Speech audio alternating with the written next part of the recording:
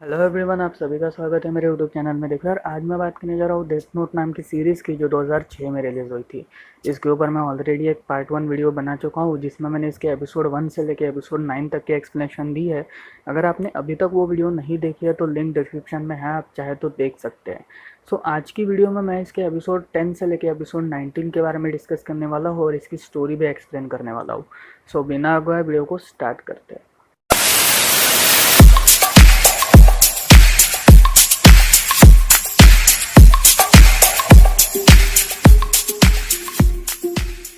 Last part के ending में हमने ये देखा था कि एल और लाइट ये दोनों एक ही कॉलेज में पढ़ा करते थे, जहाँ पर एल ज़्यादातर कॉलेज में नहीं आता था क्योंकि वो ज़्यादातर इंटरपोल के लिए केसेस सॉल्व किया करता था और उसी के साथ साथ वो इन्हीं केस से पैसा भी कमाया करता था। अब यहाँ पर लाइट जो था वो एक होनहार स्टूडेंट था और इन दोनों को काफ़ी अच्छी तरीके से डिग्री दी गई, जहाँ पर इन दोनों को टॉपर लिस्ट में डाल दिया गया।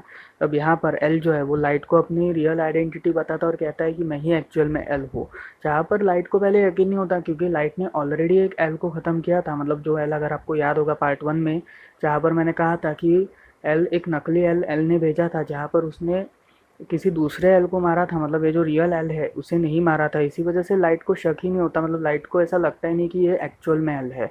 अब यहाँ पर एल जो था वो लाइट के साथ एक बैडमिंटन मैच खेलता है, ये देखने के लिए कि अगर सपोज़ लाइट इस मैच में हार गया तो वो रिएक्ट कैसे करेगा। एक्चुअली उसे ये बात पता थी कि जब भी कीरा किसी गेम में हारता है या फिर जब भी कीरा अपने इस मौत के खेल में हारता है, तब वो हमेशा गुस्सा हो जाता है और गुस्से में बहुत गंदा रिएक्ट करता है। इसी वजह से एल ये देखना चाहता था कि लाइट जब इस गेम में हारेगा यानी बैडमिंटन के, तो वो कैसा रिएक्ट करेगा। अगर वो गुस्से में रिएक्ट हुआ तो शायद से उसे ये शक और भी ज़्यादा गहरा बनता जाएगा कि एक्चुअल में लाइट ही कीरा है। अब यहाँ पर इन दोनों की मैच चल रही थी, जिसमें लाइट और एल ये दोनों काफ़ी कमाल का खेल रहे थे। मतलब दोनों इस कदर का खेल रहे थे कि सभी लोग हैरान हो चुके थे कि आखिर ये खेल कैसे रहे। अब यहाँ पर एल की बॉडी शेप जितनी बेकार थी उतना ही उसका खेल काफ़ी अच्छा था। जहाँ पर उसने ये कहा था कि वो इंग्लैंड में 5 सालों तक इस बैडमिंटन की ट्रेनिंग ले चुका है और उसी के साथ साथ उसने इंग्लैंड के ही एक स्कूल से अपनी बैडमिंटन की पूरी ट्रेनिंग ख़त्म करके उसने काफ़ी ट्रॉफीज़ भी जिताई है। लेकिन बाद में वो जाके जापान में शिफ्ट हो गया। अब यहाँ पर लाइट और एल ये दोनों बैडमिंटन का मैच खेल रहे थे, जिसमें लाइट जीत जाता है और एल हार जाता है। अब यहाँ पे एल जो है वो लाइट के साथ एक कैफ़े में जाता है, जहाँ पर वो उसके सामने जानबूझकर कीरा का केस खोलता है। एक्चुअली वो ये देखना चाहता था कि जब वो कीरा का नाम सुनेगा, मतलब लाइट जब कीरा का नाम सुनेगा, तो उसके अंदर का रिएक्शन क्या होगा, या फिर उसका अगर रिएक्शन चेंज हुआ तो समझ जाना कि वही एक्चुअल में कीरा है। अब यहाँ पर एल जो है वो लाइट के सामने इस कीरा का केस खोलता है, जहाँ पर वो कीरा के बारे में पूछता है लाइट से। जहाँ पर लाइट ये कहता है कि अगर हमें उसे पकड़ना है या फिर अगर आप लोगों को उसे पकड़ना है, तो सबसे पहले तो उसे एक ट्रैप में अटकाना पड़ेगा। मतलब उसे उसी की तरह सोचकर पकड़ना पड़ेगा, क्योंकि ये जो क्रिमिनल है या फिर ये जो कीड़ा है, ये सिर्फ क्रिमिनल्स को मार रहा है। और अगर इनको ऐसा ही चलता रहा तो फिर ये कल को इनोसेंट्स तक को मार देगा। इसी वजह से मुझे ऐसा लगता है कि इसे इसी की तरह सोच के मारना चाहिए, मतलब पकड़ना चाहिए। अब यहाँ पर एल जो है वो लाइट की ये बात सुन के काफ़ी ज़्यादा हैरान होता है। था वो 17 साल का लड़का, मतलब लाइट था एक 17-18 साल का लड़का, पर फिर भी उसका दिमाग काफ़ी ज़्यादा यूनिक था और उसके अंदर की डिटेक्टिव स्किल्स भी काफ़ी कमाल थी। अब यहाँ पर अचानक से एल को फ़ोन आता है, जिसमें लाइट के फादर का ये फ़ोन था। जहाँ पर लाइट की जो मदर थी वो एल से ये कहती है कि आप लाइट को कॉल कीजिए, क्योंकि उन्हें पता था कि वो लाइट के साथ ही है एल। इसी वजह से वो कहती है कि लाइट को फ़ोन लीजिए, क्योंकि उसके फादर को हार्ट अटैक आ चुका है। एक्चुअली उसके फादर को, यानी लाइट के फादर को हार्ट अटैक इसलिए आया था क्योंकि इंटरपोल के जो मेन हेड थे, उन्होंने लाइट के फादर से रिपोर्ट्स मांगी थी कीरा के केस पे। जहाँ पर लाइट के फादर इस बात को रिजेक्ट करके ये कहते हैं कि एक सीक्रेट मिशन है जहाँ पर मैं एल की मदद से ये पूरा केस सॉल्व कर रहा हूँ, और जब ये केस पूरा सॉल्व होगा तभी मैं आपको इसकी डिटेल इन्फॉर्मेशन दे सकता हूँ। जहाँ पर वो हेड कहता है कि अगर तुमने नहीं दी तो जापानीज़ गवर्नमेंट के थ्रू हम जापानीज़ गवर्नमेंट में फायर कर देगी। इसके बदले तुम ही ये जो जितना भी सीक्रेट्स या फिर जितने भी राज तुम कर रहे हो ये सारे हमें सौंप दो। यहाँ पर लाइट के फादर गुस्सा होकर कहते हैं कि मैं ये सौंपने नहीं वाला। और तभी जो इंटरपोल का हेड था वो लाइट के फादर से पूछता है कि तुम्हें एल पर कितना भरोसा है, क्या तुम्हें ऐसा लगता है कि एल के अलावा भी कोई इस केस को सॉल्व कर सकता है। जहाँ पर लाइट के फादर ये कहते हैं कि एल के अलावा इस केस को और कोई सॉल्व नहीं कर सकता। इसी वजह से वो इस स्ट्रेस में थे कि आखिर होगा क्या, और इसी वजह से उन्हें हार्ट अटैक आया था। अब यहाँ पर हॉस्पिटल में एल और लाइट ये दोनों उन्हें देखने जाते हैं। जहाँ पर एल जो है वो लाइट के फादर से ये कहता है कि आप अपने बेटे को बताइए कि मैं कौन हूँ। जहाँ पर लाइट के फादर ये बताते हैं कि यही एक्चुअल में एल है। जहाँ पर एल को देखते ही वो शॉक हो जाता है, मतलब लाइट शॉक हो जाता है और उसे पता चल जाता है कि यही एक्चुअल में एल है। मतलब जिसे वो आज तक नकली समझता था वही एक्चुअल में एल है। अब यहाँ पर एल जो है वो लाइट के फादर से ये कहता है कि मैं चाहता हूँ कि आपका बेटा भी इस इन्वेस्टिगेशन में शामिल हो, क्योंकि उसके अंदर की डिटेक्टिव स्किल्स काफ़ी ज़्यादा कमाल की है। अब यहाँ पर लाइट के जो फादर थे वो इस बात को डिक्लाइन करते हुए ये कहते हैं कि अगर ये इस केस में शामिल हुआ तो इसका पूरा लाइफ ये हो जाएगा, क्योंकि ये काफ़ी ज़्यादा रिस्क टेकिंग केस है और उसी के साथ उसकी जस्ट ग्रेजुएशन ख़त्म हुई है। इसी वजह से अगर वो चाहे तो पुलिस भी ज्वाइन कर सकता है, लेकिन ये केस एक सबसे बड़ा रिस्कफुल केस है। अब यहाँ पर लाइट भी इस बात को एक्सेप्ट करता है और एल भी। अब यहाँ पर ये दोनों अपने फादर यानी लाइट के फादर को देखने के बाद एल और लाइट ये दोनों बाहर निकलते हैं, जहाँ पर एल अपनी गाड़ी में बैठते हुए लाइट से कहता है कि अगर तुम चाहो तो इस केस को सॉल्व कर सकते हो, मेरे दरवाजे तुम्हारे लिए हमेशा खुले रहेंगे, और वहाँ से वो चला जाता है। अब यहाँ पर लाइट के दिमाग में कुछ और ही चल रहा था।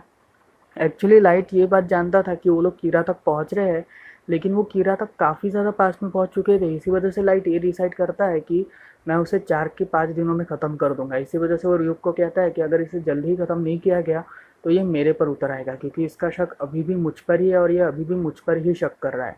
और ये जो सर्वेलेंस मेरे घर पे हुआ था, ये सारा सर्वेलेंस इसी इसी चीज़ का प्लान था, क्योंकि एल जो है वो लाइट के ऊपर शक कर रहा है। अब यहाँ पर अगले दिन एक बहुत बड़े टीवी स्टूडियो में एक लेटर और 4 वीडियो क्लिपिंग्स आती है, जिसमें इस लेटर में ये लिखा हुआ था कि मैं कीरा हूँ और अगर ये वीडियो क्लिपिंग्स तुमने अपने चैनल में नहीं दिखाई तो तुम्हारे जितने भी काम करने वाले लोग हैं तुम्हें मिलकर भी मैं सभी को मार डालूंगा। इसी वजह से उस टीवी स्टूडियो के मालिक को ये सारों क्लिपिंग्स लगानी पड़ी और इस पूरे क्लिपिंग्स को लगाना ही पड़ा। अब यहाँ पर पुलिस यानी एल के लोग और उसके साथ साथ पूरी जनता ये सब देख रही थी, जहाँ पर एक एक क्लिपिंग के बाद एक एक रिपोर्टर मारा जा रहा था, जहाँ पर अब तक 2 रिपोर्टर्स की डेथ हो चुकी थी। और यहाँ पर ये देखते हुए जो पुलिस ऑफिसर्स थे यानी जो एल के लिए काम किया करते थे, जैसे मात्सुडा वगैरह, ये सब ये डिसाइड करते हैं कि ये उस स्टूडियो में कॉल करेंगे, लेकिन वहाँ के स्टूडियो के लोग भी इस फ़ोन को पिकअप करने को रेडी नहीं थे। इसी वजह से एल का एक आदमी उस स्टूडियो की तरफ जाता है, जहाँ पर वो स्टूडियो का सिक्योरिटी गार्ड ये दरवाज़ा खोलने से इनकार करता है, और जब वो दरवाज़ा तोड़ने के लिए जाता है, मतलब वो एल का आदमी जब ये दरवाज़ा तोड़ने के लिए जाता है, तब तक उसकी हार्ट अटैक में डेथ हो जाती है। अब ये सारा तमाशा जो था वो लाइट के फादर हॉस्पिटल में देख रहे थे और उन्हें काफ़ी ज़्यादा सहन नहीं हो रहा था। इसी वजह से वो हॉस्पिटल के बेड रेस्ट से उठ के बाहर निकलते, एक ट्रक लेते हैं, पुलिस की ट्रक, और उसी के साथ साथ उस दरवाजे को पूरा तोड़ देते हैं, जहाँ पर वो अंदर जाते ही उस टीवी स्टूडियो के मालिक से वो चारों क्लिपिंग्स ले लेते हैं और वहाँ से बाहर निकलते हैं।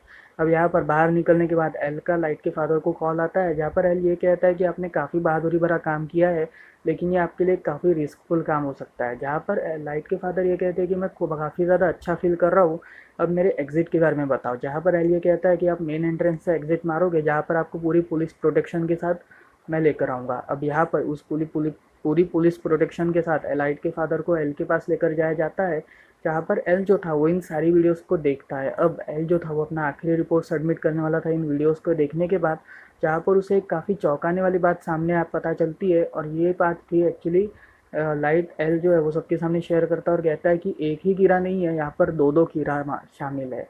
अब यहाँ पर सभी लोग हैरान और शॉक हो जाते हैं कि आखिर ये दूसरी कीड़ा है कौन।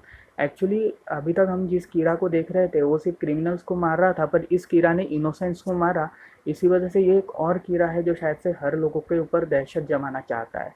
अब यहाँ पर लाइट भी एक बात को एग्री करता है र्यूक के साथ, जहाँ पर वो र्यूक से ये कहता है कि ये सब मैंने नहीं किया है, ये शायद से कोई दूसरा कीड़ा है जिसके पास और एक शिरिगामी है या फिर और एक डेथ नोट है। और यहीं पर ये एंट्री होती है दूसरे कीड़ा की, जिसका नाम था मीसा। अब मीसा माने जो थी वो एक एक्चुअली मॉडल कम एक्टर और उसी के साथ साथ एक फ़ोटोशूट मॉडल थी, जो हमेशा पॉपुलैरिटी में रहती थी। एक्चुअली उसकी पर्सनल लाइफ काफ़ी ज़्यादा उथल पुथल थी और उसी के साथ साथ उसके पास शिरिगामी आई भी थी। अगर आपको पार्ट 1 याद होगा तो उसमें मैंने कहा था कि र्यूक ने लाइट को एक ऑफ़र दिया था, जहाँ पर उसने ये कहा था कि अगर वो अपनी शिरिगामी आए लाइट को दे देगा, मतलब शिरिगामी की जो आँख है वो अगर लाइट को दे देगा तो लाइट सभी के लाइफ स्पैन देख सकेगा, उसी के साथ सबको देख सकेगा कि वो कितने सालों तक जिएंगे। अब यहाँ पर लाइट को एक ही काम करना था कि उसे अपनी ज़िंदगी के 25 साल र्यूक को देने थे, पर लाइट इस ऑफ़र से डिक्लाइन करता है, लाइट इस ऑफ़र को एक्सेप्ट नहीं करता। लेकिन मीसा अमाना ने इस ऑफ़र को एक्सेप्ट किया था, जहाँ पर वो अपनी शिरिगामी रिन से कहती है कि मुझे जल्दी से जल्दी कीरा को ढूंढना होगा और उसके लिए काम करना पड़ेगा। अब यहाँ पर एल और लाइट के फादर और उसके लोग, ये सभी लोग एक कैबिन में बैठे हुए थे, जहाँ पर एल ये सजेशन देता है कि हमें लाइट को भी इस इन्वेस्टिगेशन में शामिल करना चाहिए, क्योंकि लाइट के अंदर ब्रेन्स काफ़ी अच्छा है और उसके साथ साथ उसके पास डिटेक्टिव स्किल्स भी काफ़ी बढ़िया है। जहाँ पर लाइट को बुलाया जाता है और लाइट को ये चारों वीडियो क्लिपिंग्स दिखाई जाती है। अब यहाँ पर लाइट से ओपिनियन पूछा जाता है, जहाँ पर लाइट एक सजेशन देता है जिसमें वो ये कहता है कि ये सब जो भी है अगर इसे रोकना है तो हमें इसके खिलाफ एक रिप्लाई वीडियो बनानी पड़ेगी, जहाँ पर हमें रिप्लाई देना पड़ेगा कीरा बन के। अब यहाँ पर एल को ये आइडिया काफ़ी ज़्यादा पसंद आता है और वो ये सोचता है कि अब कीरा कौन बनेगा, जहाँ पर एल ये कहता है कि अगर लाइट कीरा बने तो काफ़ी अच्छा होगा। जहाँ पर पहले तो लाइट इस बात को एग्री नहीं करता, लेकिन बाद में वो एग्री कर लेता है और एक रिप्लाई वीडियो बनाता है, जहाँ पर वो ये कहता है कि तुमने जिन जिन को मारा वो एक्चुअली इनोसेंट्स थे और मैं क्रिमिनल्स को मारता हूँ, इसी वजह से तुम अपनी मौतें कैंसिल करो और तुम क्या मांगना चाहती हो वो मुझे बताओ। अब यहाँ पर ये वीडियो मीसा को मिल चुकी थी, जहाँ पर वो काफ़ी ज़्यादा खुश थी और कीरा से मिलने के लिए भी काफ़ी ज़्यादा एक्साइटेड थी। और तभी वो रीम से पूछती है कि ये मैं कीरा से अभी मिलने जा रही हूँ, इसी वजह से मैं तुमसे पूछ रही हूँ कि आखिर तुम मेरे पास आई कैसे, एक्चुअली ये डेथ नोट मेरे पास आई कैसे और तुम मेरे पास कैसे है। जहाँ पर रिंग जो है वो मीसा को ये बताती है कि कुछ सालों पहले एक स्टॉकर जब तुम्हें स्टॉक कर रहा था, मतलब कुछ सालों पहले मीसा को एक स्टॉक कर रहा था, जहाँ पर उस स्टॉकर ने उसको चाकू दिखा के मारने की कोशिश की। और तब डेथ की दुनिया में यानी हेल की दुनिया में एक राक्षस, जो छोटा राक्षस था, उसने उस स्टॉकर का नाम उस डेथ नोट में लिखा था, जिसकी वजह से उसकी मौत हो गई। अब यहाँ पर उसने वो छोटे से राक्षस ने रीम से एक वादा लिया था और उसे ये कहा था कि ये डेथ नोट तुम मीसा को दोगी और मीसा की रक्षा करोगी, जहाँ पर वो ये बात एक्सेप्ट करती है और मीसा को ये डेथ नोट मिल जाती है। अब यहाँ पर वो कीरा के लिए एक रिप्लाई वीडियो बनाती है, जिसमें वो ये कहती है कि मुझे तुम्हारा ऑफर एक्सेप्टेड है और मैं तुमसे मिलना चाहूँगी, लेकिन मैं तुम्हारी शिरीगामी से भी मिलना चाहती हूँ। अब यहाँ पर सभी लोग शॉक्ड हो जाते हैं, क्योंकि शिरीगामी जैसी चीज़ एग्जिस्ट करती है या नहीं करती उन्हें पता ही नहीं था। खासकर लाइट सबसे ज़्यादा शॉक्ड होता है, क्योंकि शिरीगामी का नाम पब्लिकली मेंशन करना काफ़ी बुरा डिसीजन है, क्योंकि शिरीगामी जो है वो एक सीक्रेट रहना चाहिए, ना कि उसे पब्लिकली करना चाहिए। अब यहाँ पर लाइट जो है वो इस कीरा को काफ़ी ज़्यादा बेवकूफ़ समझता है, क्योंकि उसे ऐसा लगता है कि शिरीगामी का नाम पब्लिकली मेंशन क्यों किया गया।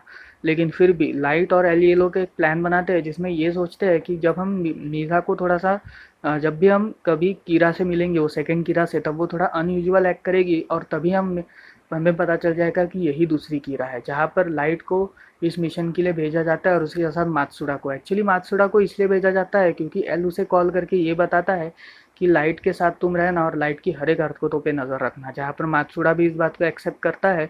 और ये दोनों सुबह अपने कॉलेज के पास के पार्क में जाते हैं, जहाँ पर लाइट जो है वो अपने सारे दोस्तों से मात्सुडा को एज अ कज़िन इंट्रोड्यूस करवाता है और ये सभी वॉकिंग कर रहे थे और उसी के पास के रेस्टोरेंट में मीज़ा बैठी हुई थी, जहाँ पर वो सभी ग्रुप के लड़कों के यानी लड़के लड़कियों के लाइफ स्पैन देख रही थी। लेकिन उसे एक लड़के का लाइफ स्पैन नहीं दिख रहा था और ये लड़का और कोई नहीं बल्कि लाइट था। अब लाइट को देखते ही मीज़ा काफ़ी ज़्यादा खुश होती है और उसे ये बात समझ में आ जाती है कि यही एक्चुअल में कीरा है और यही मुझे चाहिए था। जहाँ पर वो लाइट की हैंडसमनेस भी देख के काफ़ी ज़्यादा शॉक्ड हो जाती है और काफ़ी ज़्यादा खुश भी हो जाती है और वो उससे पहली नज़र में ही प्यार कर बैठती है। अब यहाँ पर दूसरा कीड़ा ना मिलने की वजह से ये लोग डिसअपॉइंट होकर एल के पास जाते हैं, जहाँ पर एल हैरानी से कहता है कि आखिर ये सब आया क्यों नहीं या फिर आखिर कीड़ा मिला क्यों नहीं। और तभी अचानक से टीवी पे एक वीडियो क्लिपिंग चलती है जो दूसरे कीड़ा की थी। अब यहाँ पर वो दूसरा कीड़ा ये कहता है कि मुझे कोई ज़रूरत नहीं है, मैं तुमसे मिल चुका हूँ और मैं काफ़ी ज़्यादा खुश हूँ क्योंकि तुम मुझसे मिल चुके हो।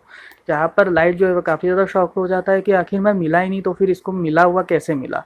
अब यहाँ पर एल जो था ये वो भी काफ़ी ज़्यादा शॉक्ड हो जाता है और ये डिसाइड करता है कि शायद से लाइट और वो दूसरा कीड़ा कुछ तो भी छुपा रहे हैं इनमें से, और या फिर शायद से लाइट ही एक्चुअल में कीड़ा है जो दोनों पार्ट्स बन के ये सारे हरकतें कर रहा है।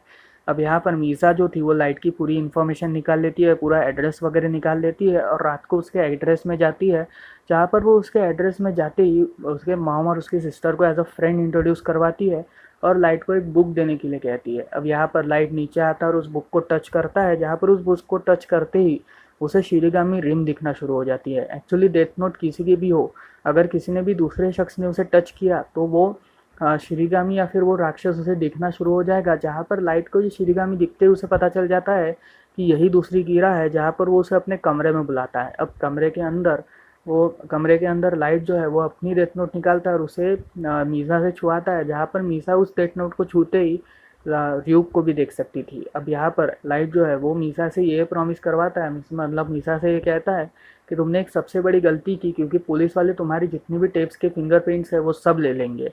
जहाँ पर मीसा ये कहती है कि मैंने उन फिंगरप्रिंट्स को लगाया ही नहीं, एक्चुअली मेरा एक आदमी था जिसने ये सारी टिपिंग क्लिपिंग्स भरवाए थे।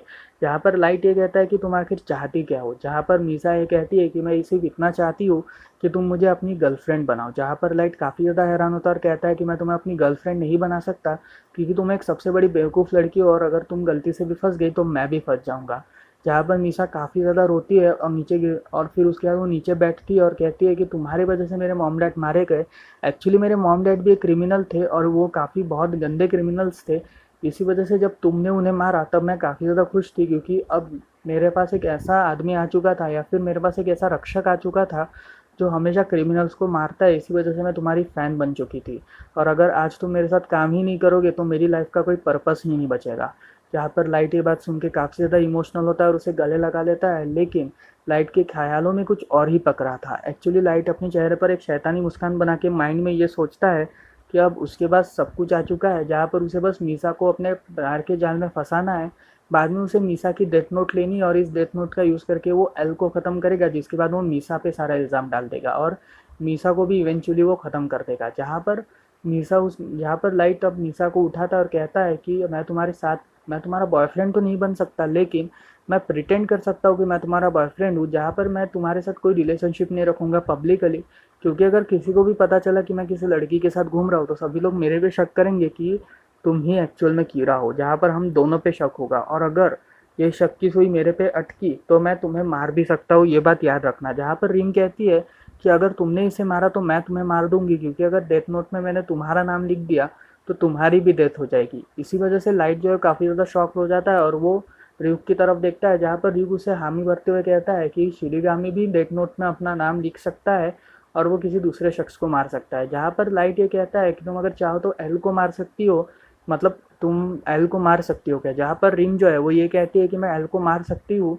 लेकिन मुझे उसके लिए किसी इंसानी, मतलब जो मेरा मालिक है यानी मीसा की मुझे परमिशन लगेगी तभी मैं उसे मार पाऊंगी। अब यहाँ पर रीम जो है वो कहती है कि अगर चाहो तो मैं उसे एक ही दिन में, मतलब अभी के अभी ख़त्म कर सकती हूँ। जहाँ पर लाइट उसे मनाही करते हुए ये कहता है कि अगर उसे अभी पता चला तो काफ़ी ज़्यादा गड़बड़ हो जाएगी, क्योंकि अगर अभी एल मरा तो सभी लोगों का शक मेरे पर ही आएगा।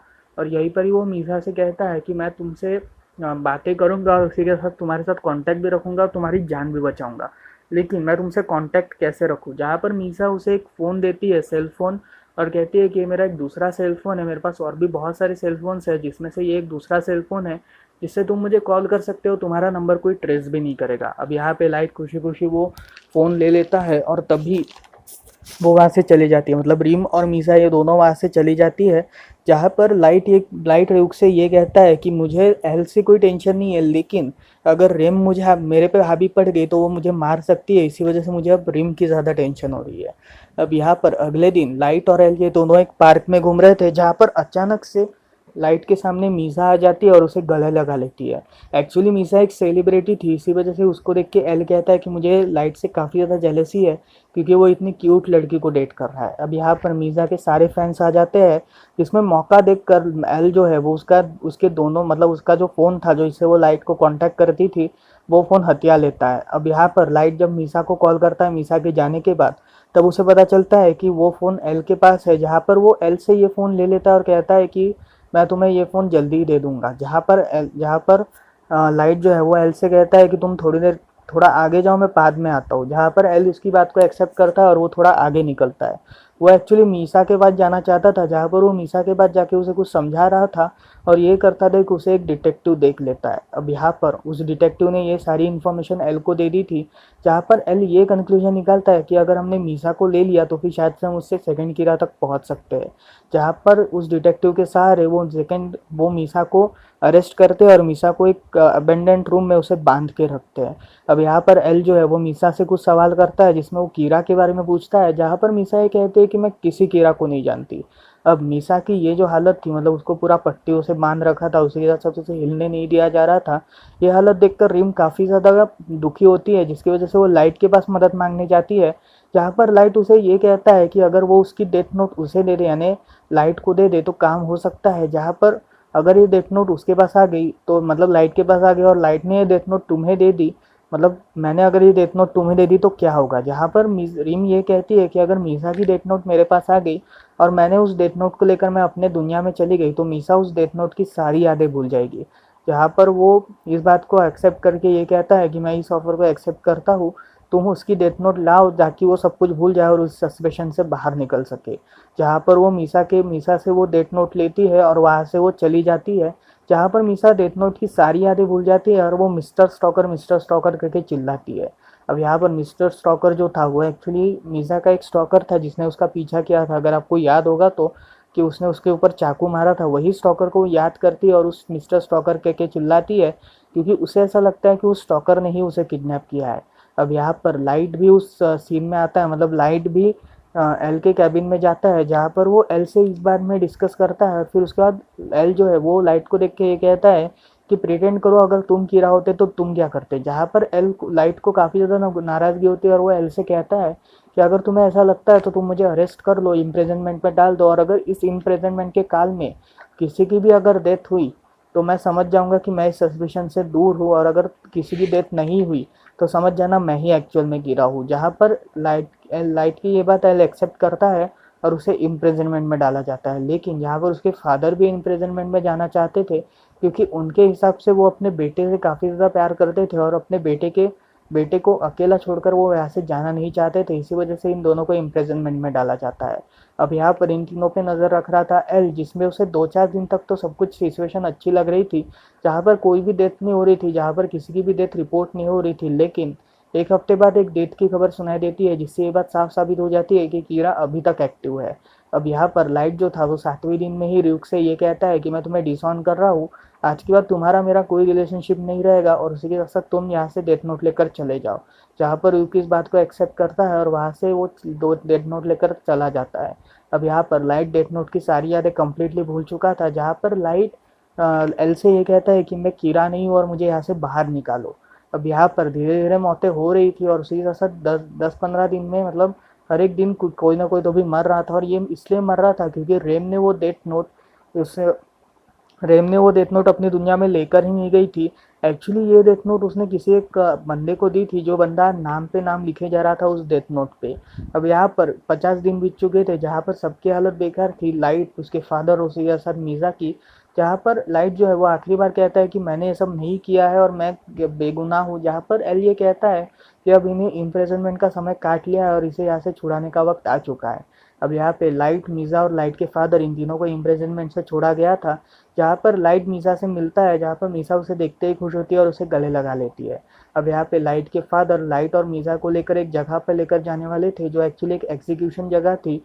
लेकिन इस जगह के मिडल में ही वो रोकते हैं, मतलब इस जगह की लोकेशन पे जाने से पहले ही वो गाड़ी को रोकते हैं और लाइट के सामने बंदूक तानते हुए कहते हैं कि तुम ही एक्चुअल में कीड़ा हो, और अगर तुम एक्चुअल में कीड़ा नहीं हो तो भी मैं तुम्हें मारूंगा, क्योंकि तुम ही ने ये सारे काम किए हैं। और उसी के साथ मैं खुद को भी मारूंगा, क्योंकि मैं भी इस कीड़ा का बेटा, मतलब मैं भी इस कीड़ा का पिता हूँ, और उसी के साथ मैं खुद को भी इस बात की सज़ा दूंगा कि मैंने अपने ही बेटे का खून किया। इसी वजह से वो लाइट को मारने वाले थे, लेकिन बंदूक के अंदर कोई गोली ही नहीं थी, इसी वजह से वो बच गया था। अब यहाँ पे लाइट को एल से ये बात पता चलती है कि उसने सिर्फ एक नाटक खेला था ताकि वो उसे ये पता कर सके कि यही एक्चुअल में कीड़ा है। और लाइट का डर यही कह रहा था कि वो एक्चुअल में कीड़ा नहीं है। जहाँ पर एल को अभी भी उस पर भरोसा नहीं था, इसी वजह से वो एल और मीज़ा, मतलब लाइट और मीज़ा के बीच एक मीज़ा को एक सर्वेलेंस में डालता है, जिसमें वो ये कहता है लाइट और मीज़ा से कि तुम 24 घंटे मेरे अंडर सर्वेलेंस में रहोगे। जहाँ पर मीज़ा अपना डेली वर्क कर सकती है, लेकिन उसके साथ मेरा एक आदमी रहेगा जो मात्सुरा था, और लाइट मेरे साथ बंधा हुआ रहेगा, जहाँ पर मैं लाइट को हथकड़ी लेकर उसी के साथ रहूँगा। जहाँ पर वो लाइट को एक हाथ में हथकड़ी बांधता है और दूसरे हाथ की हथकड़ी वो अपने हाथ में लगाता है। अब यहाँ पर ये दोनों एक साथ थे और उसी के साथ मीसा को काफ़ी ज़्यादा दिक्कत हो रही थी, क्योंकि वो उसके साथ कभी पर्सनल टाइम बिता ही नहीं सकती थी। अब यहाँ पर एक दिन ये तीनों एक साथ बैठे हुए थे, जहाँ पर अचानक से लाइट जो है वो एल से ये कहता है कि तुम काफ़ी डिप्रेस्ड लग रहे हो, आखिर प्रॉब्लम क्या है। जहाँ पर एल ये कहता है कि मैं इसी वजह से डिप्रेस्ड हूँ क्योंकि तुम कीड़ा नहीं हो, और अगर तुम कीड़ा होते तो मैं तुम्हें कब का जेल में डाल चुका होता। जहाँ पर अब लाइट को काफ़ी ज़्यादा गुस्सा आ गया था, जहाँ पर उसने एल को एक पंच मारा था और उसी के रिस्पॉन्स में एल ने भी उसे मारना शुरू किया था, जहाँ पर इन दोनों की फाइटिंग चल रही थी। अब इनकी फाइटिंग पुलिस वाले रोकते हैं, जहाँ पर ये दोनों पुलिस वाले इनकी दोनों की फाइटिंग्स रोकने की कोशिश करते हैं। अब यहाँ पर ये जो सीन था वो चेंज होकर एक कंपनी में जाता है, जहाँ पर इस कंपनी के जितने भी बोर्ड मेंबर्स थे, यानी इस कंपनी का नाम था यात्सुबा कंपनी, और इसके जितने भी बोर्ड मेंबर्स थे वो कीरा के बारे में डिस्कस कर रहे थे। एक्चुअली वो ये डिस्कस कर रहे थे कि हम कीरा का यूज़ करके अपनी जितने भी राइवलरीज है उन सभी को ख़त्म कर सकते हैं, और उसके साथ हम इन सारे राइवलरीज को ख़त्म करके हमारी जितने भी स्टॉक ब्रांड्स है वो सारे ऊपर चले जाएंगे। अब यहाँ पर उन सभी के बोर्ड मीटिंग के एक बंदे के पीछे रीम खड़ी थी, जहाँ पर वो ये कहती है कि इंसान कितने कमीने हो सकते हैं, इस बात से मुझे ये बात साफ साबित हो चुकी है। अब यहाँ पर लाइट के फादर को एक बहुत बड़ी खबर मिलती है, जहाँ पर उसे ये खबर मिलती है कि यात्सुबा कंपनी नाम की एक कंपनी ने सारे पॉलिटिशियंस को ब्राइब कर रखा है, और उन पॉलिटिशियंस ने इंटरपोल के हेड को प्रेशर में डाल दिया है, जहाँ पर उसने ये कहा है कि अगर कीरा के केस में और भी प्रोसीडिंग हुई तो फिर जितने भी इसमें ऑफिसर इन्वॉल्व हैं उन सभी को फायर कर दिया जाएगा। अब यहाँ पर इस केस को रोकने का डिसाइड हुआ था, इसी वजह से ये सभी को अगर नहीं हुआ तो फिर ये पुलिस की जॉब अपनी खो बैठेंगे। जहाँ पर मात्सुडा ये कहता है कि मैं ऑलरेडी एक एक्ट्रेस का मैनेजर हूँ, और उसके साथ साथ लाइट के फादर को भी कुछ करने की ज़रूरत नहीं है क्योंकि उनके पास ढेर सारा पैसा है। लेकिन मेन टेंशन था उसके एक तीसरे आदमी का, जिसकी फाइनेंशियल कंडीशन इतनी अच्छी नहीं थी, और उसके साथ साथ उसके सर पर जिम्मेदारी थी अपनी बेटी की और अपनी बीवी की। इसी वजह से वो इस केस से छूटना चाहता था। जहाँ पर एल का जो नौकर था, यानी एल का जो बटलर था वॉल्टर, वो उससे कहता है कि हम जितने भी ये लोग फायर करेंगे उतनों को हम पूरी ज़िंदगी भर पोसेंगे। जहाँ पर उस बंदे को ये लगता है कि वो उसे भीख देना चाहता था, इसी वजह से वो इस ऑफर को टुकराता है और इस केस से विड्रॉ करके वहाँ से चला जाता है। अब यहाँ पर इस कीरा के केस में लाइट के फादर और उसके साथ मात्सुडा भी शामिल थे, जिसमें मात्सुडा को एक इम्पोर्टेंट रोल चाहिए था, लेकिन उसे वो इम्पोर्टेंट रोल मिल ही नहीं रहा था। अब यहाँ पे लाइट के जो फादर थे वो एल के सामने एक गुड न्यूज़ लेकर आते हैं, जहाँ पर वो ये कहते हैं कि हमें एक कंपनी मिली है यात्सुबा नाम की, जिसके सारे राइवलरीज धीरे धीरे मरते जा रहे हैं, और उसी के साथ ये कंपनी काफ़ी तेज़ी से ग्रो कर रही है। जहाँ पर एल को ये शक होता है कि कीरा इसी कंपनी में छुपा हुआ है, लेकिन कीरा एक प्राइवेट कंपनी की हेल्प क्यों कर रहा है, मतलब कीरा को ऐसी क्या ज़रूरत टांग पड़ी कि वो एक प्राइवेट कंपनी की मदद कर रहा है।